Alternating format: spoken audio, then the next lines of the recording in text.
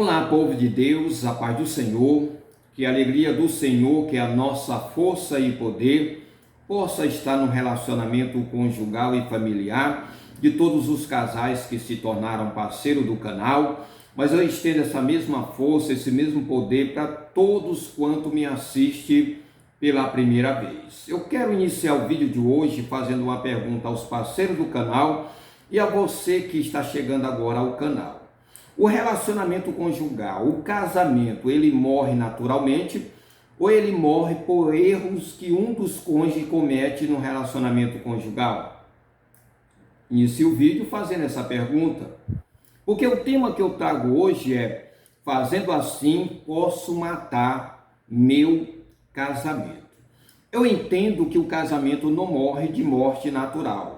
Eu entendo que o casamento ele morre por consequência ou por atitudes que nós cometemos, que nós tomamos no relacionamento conjugal e que trazem grandes prejuízos, seja o esposo ou seja a esposa. O casamento nunca morre de morte natural. Ele morre porque nós muitas das vezes não sabemos resolver os problemas. Ele morre porque matamos ou ele morre porque deixamos morrer. Isso é o que acontece no relacionamento conjugal. Nós iremos colocar aqui algumas coisas que eu posso estar matando o meu casamento. São algumas atitudes, algumas práticas, algumas coisas que eu estou fazendo que pode levar à morte do meu casamento. Mas antes de eu dizer essas atitudes, essas práticas, eu quero fazer um convite especial para todos quantos estão chegando agora ao canal. Se torne parceiro do canal, faça aí a tua inscrição, depois de se inscrever no canal, você vai ativar o sininho em todos para receber as notificações, depois você vai deixar aí a tua curtida, o teu like e o teu comentário. Vamos para a primeira atitude que pode levar à morte do teu casamento ou do meu casamento se eu não tiver cuidado. A primeira é a infidelidade. A infidelidade conjugal pode levar à morte do relacionamento conjugal. E para nós, servos de Deus, nós temos que entender que nós servimos um Deus que é fiel e cabe a nós sermos fiéis ao nosso cônjuge. A infidelidade nos traz uma série de consequências. A infidelidade traz grande prejuízo e pode levar à morte o relacionamento conjugal.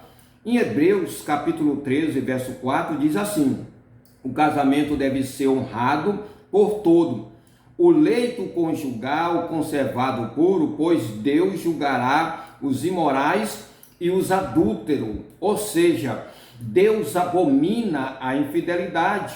Temos que lembrar que no momento ali que nós estamos contraindo o matrimônio, o padre ou o pastor, ele diz que nós devemos o quê?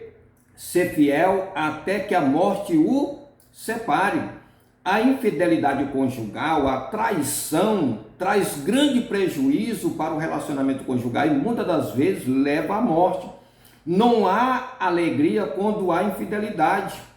O perdão e o arrependimento é o único caminho para reatar os laços do relacionamento conjugal. Ser fiel ao seu cônjuge é um dever.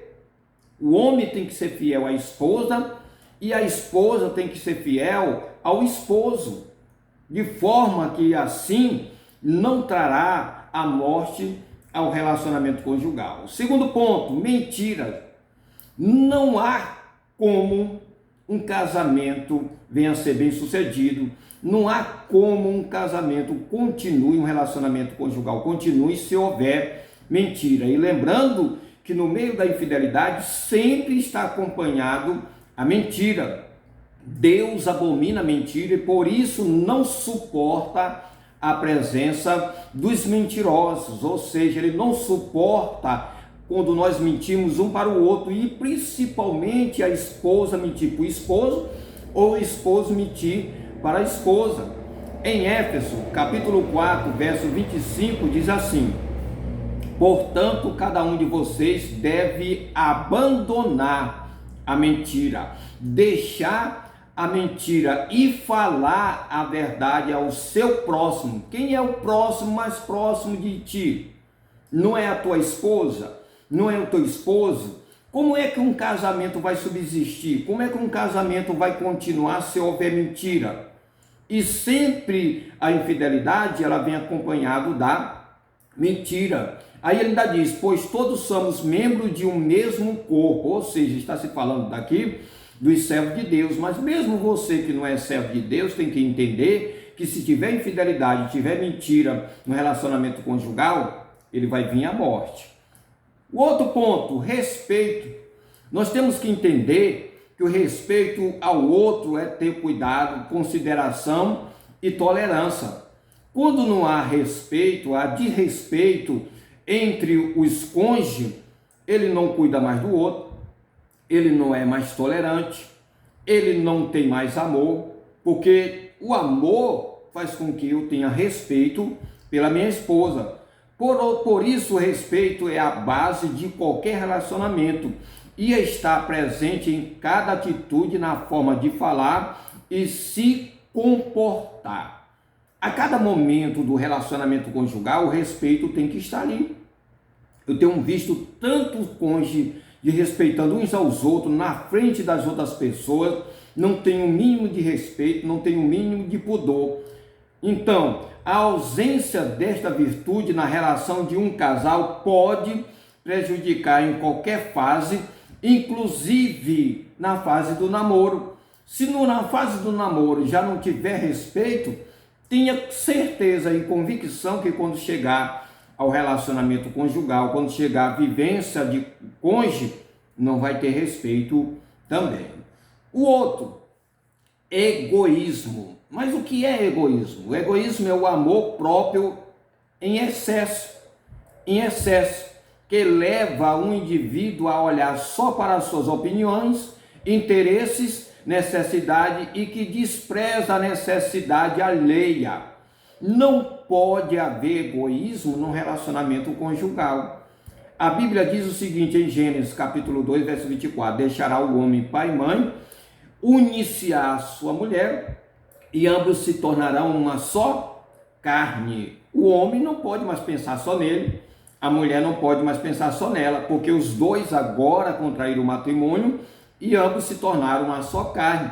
Em Filipenses capítulo 2, verso 3 e 4, olha o que Paulo diz em relação a Jesus, mas que serve para todos nós. Nada façais por contenda ou por vanglória, mas por humildade, cada um considerando o outro superior a si mesmo. Não atente cada um para o que é propriamente seu, mas cada qual também para o que é dos outros. Ou seja, o esposo não deve atentar somente para o que é dele, para o bem-estar dele, para o bem dele. Ele tem que atentar também para o bem da esposa. A esposa não deve atentar somente para o bem dela, só para ela, só pensar nela, porque se ela pensa só nela, ela é egoísta. Ela tem que pensar no bem do marido. O egoísmo é um exclusivismo que faz o indivíduo se referir tudo a si próprio. É um orgulho, é uma presunção, trata só dos seus interesses. Ou seja, eu estou bem, não estou nem aí para minha esposa. Minha esposa está bem, não está nem aí para mim.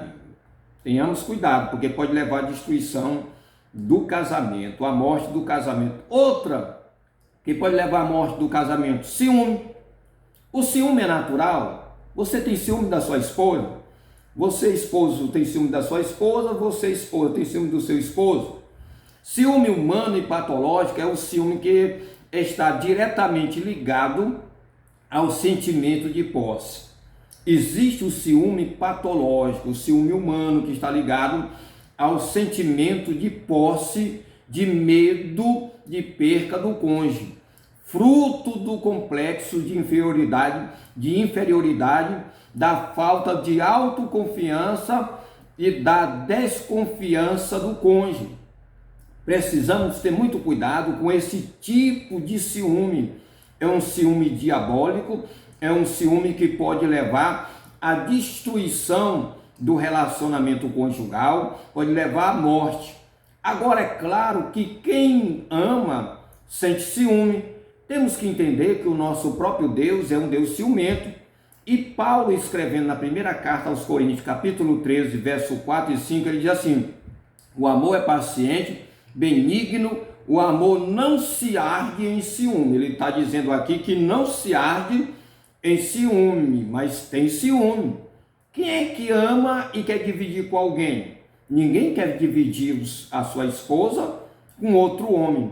Nenhuma esposa quer dividir o seu esposo com outra mulher. Então existe o quê? Um ciúme natural.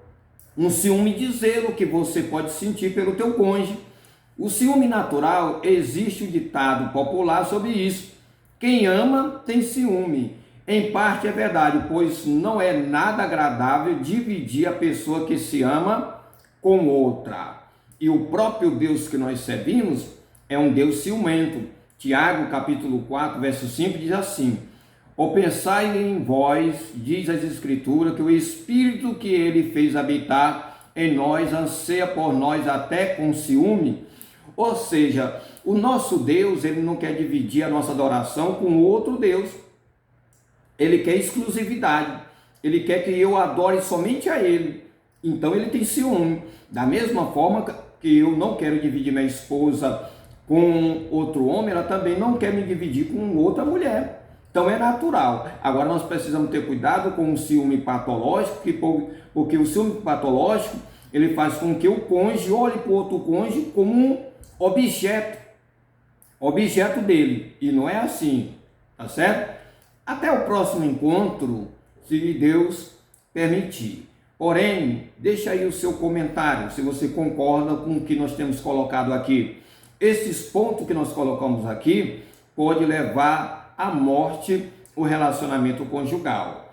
Pode estar acontecendo no teu, até mesmo no meu, e eu não estar apercebido, né? Porque às vezes nós não estamos apercebidos. É muito importante nós reconhecermos aonde nós estamos errando e tentar consertar o erro. Que Deus em Cristo te abençoe, em nome de Jesus.